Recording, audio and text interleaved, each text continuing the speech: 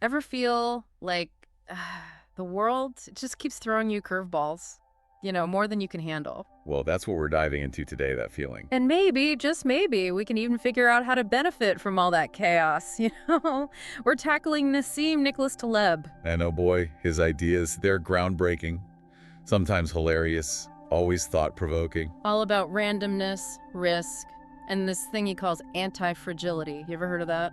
We've got excerpts from 4 of his books lined up for you. 4? Anti-fragile, that's the big one. Fooled by randomness. That one's a real eye-opener. Skin in the game. Now this one's about accountability, folks. And of course, we can't forget the black swan. And let me tell you, once you see the world through Taleb's eyes, you'll never ever look at risk the same way again. I'm serious. So where do we even start with this guy? Well, Taleb, he's got this central argument. He says we humans, we are terrible, absolutely terrible at understanding randomness. We crave patterns, right? We love a good story, nice, neat narrative, and we tend to mistake just plain luck, pure luck, for skill. He calls this being fooled by randomness. And to illustrate it, he tells this great story about a dentist, of all things. This dentist, he becomes a wildly successful investor, like seriously successful. And on the surface, right, it looks like this guy, he's got the Midas touch. Everything he touches turns to gold. But Taleb, he digs a little deeper. He says, hold on a minute. What if, and this is Taleb for you, what if this dentist, he just happened to be in the right market at the right time? Just think about it. If you flip a coin, right, and you get heads 10 times in a row, does that make you some kind of coin flipping champion? No. It's just luck. And this investor success, maybe it's more about being lucky than being some kind of financial genius. And that leads us to one of Taleb's most powerful, and I would argue most important concepts. He talks about the difference between, get this, mediocristan and extremistan. It sounds complicated, I know, but stay with me. Imagine 2 different worlds. Okay, in mediocristan, things are, well, they're pretty predictable. You can kind of see them coming. Like, think about things like height, weight, those exam scores. They tend to fall pretty neatly within what we call a bell curve. But then you've got extremistan. And in this world, randomness. It reigns supreme. It's the Wild West out there. Outliers, these things that Taleb calls black swan events, they can pop up out of nowhere, and they can have a massive impact when they do. Think about like wealth distribution or book sales. Some books just explode, right? Or even pandemics. Nobody saw COVID coming, did they? And of course, the financial markets. Talk about a roller coaster. But here's the thing. Here's where it gets tricky. It's really easy to confuse these 2 domains, to get them mixed up. And that, my friends, that can lead to some serious, serious consequences. Think back to the 2008 financial crisis. Remember that. Many of the models that these financial experts were using, they relied on this idea of a bell curve. They assumed things would stay kind of, normal. But they totally underestimated the potential for these black swan events, those crazy, unpredictable things that nobody saw coming, like the housing market crashing.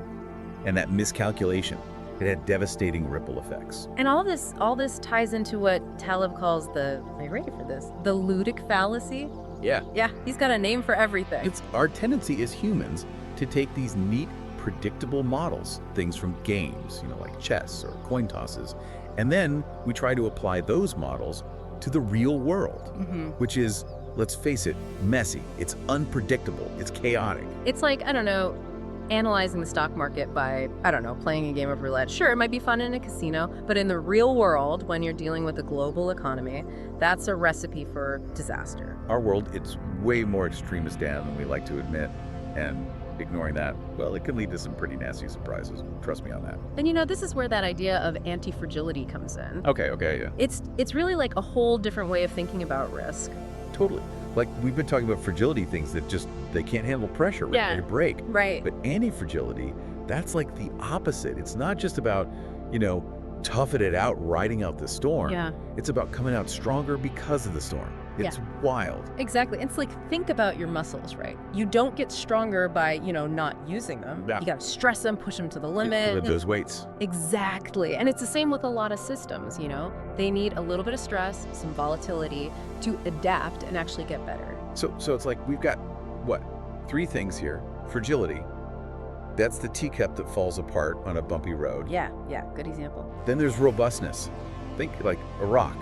It can handle the bumps, but it doesn't really change, right? All right. But anti-fragility, that's next level stuff. Systems that actually, they use the chaos. you know? Yeah. They feed off it. It's like they become more themselves because Yeah. of the crazy stuff. The human immune system is a great example. When you're exposed to, germs and stuff in a healthy way, of course it actually strengthens your defenses. Right. You gotta get a little dirty. Exactly. Or think about those really innovative industries. Okay, yeah. They don't just survive disruption, they actually need it to thrive. So what Taleb's saying is our obsession with eliminating all risk, with trying to create this perfectly stable, world. Yeah. Predictable, safe. It might actually be making us more vulnerable, in the long run, Yeah. It's counterintuitive. It really is. It's think about over-sanitizing everything. Oh, yeah. I mean, yeah, some germs are bad, but a little exposure can actually be good for building a healthy system, right? Yeah. Letting kids play in the dirt a little. That makes sense. Trying to get rid of all risk, it can really backfire. And we see this in economics too, right? If you try to smooth out all the ups and downs, prevent any kind of dip or recession. Right, control everything. You might be setting yourself up for an even bigger crash down the line. It's like holding a beach ball underwater. Exactly. It's going to pop up eventually, and with a lot more force. And then there's this other concept, skin in the game. It's all about accountability, right? 100%. It means the people making the decisions, they've got something to lose if things go south. They're not just, playing with monopoly money. Right. They're invested in the outcome, for better or worse. Exactly. When you've got skin in the game, you tend to be a little more careful. You think things through a little more, consider those potential downsides. You're not just gambling with other people's money or their lives or whatever. Precisely. And you know what? Taleb argues that these systems, the ones with skin in the game built in, they're naturally more anti-fragile. Oh, interesting. Why is that?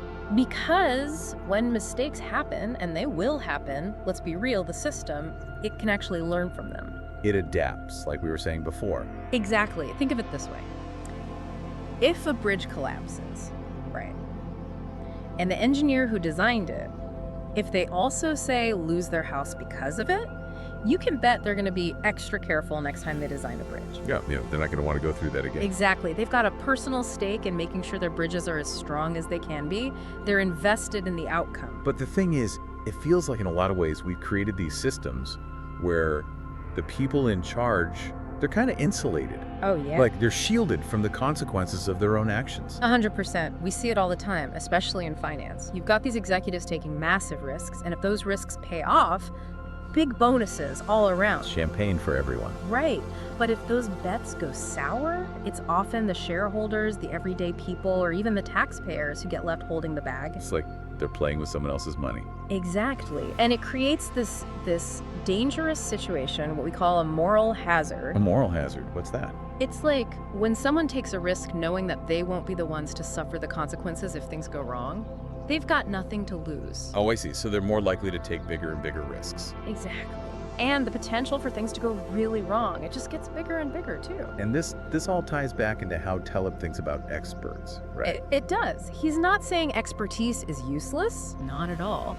But he believes that true expertise, it has to involve skin in the game. So it's not just about what you know. It's about whether you're willing to put your money where your mouth is. Exactly. It's easy to make predictions or give advice when you're not the one who has to deal with the fallout if you're wrong. Right.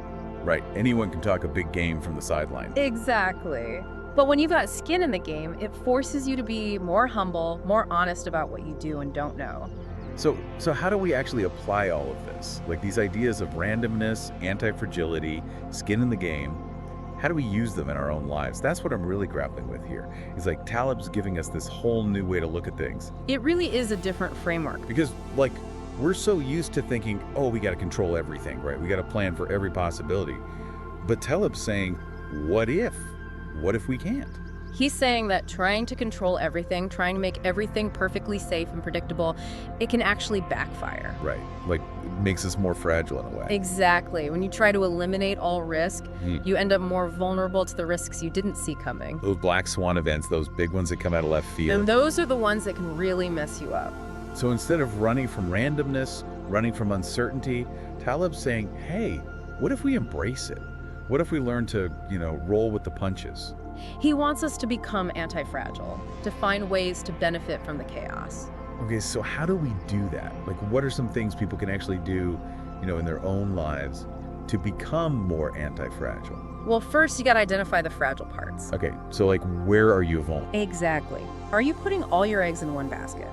Relying on just one source of income, for example.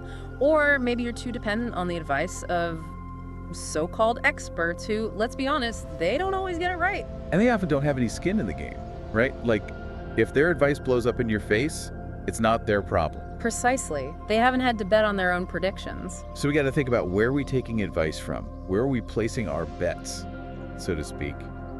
And are we being smart about it? It's about taking responsibility, owning your decisions, and recognizing that, yeah, there's always going to be uncertainty, but that doesn't have to be a bad thing. Uncertainty can be an opportunity. Exactly. It's a chance to learn, to adapt, to grow, and ultimately to become stronger. And I think that's a really empowering message, don't you think? Absolutely. It's like instead of fearing the unknown, we can learn to befriend it, work with it, because the unknown, it's where all the interesting stuff happens, right?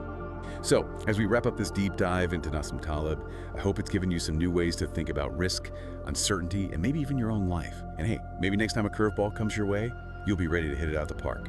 Until next time, keep exploring, keep questioning, and keep diving deep into the ideas that matter.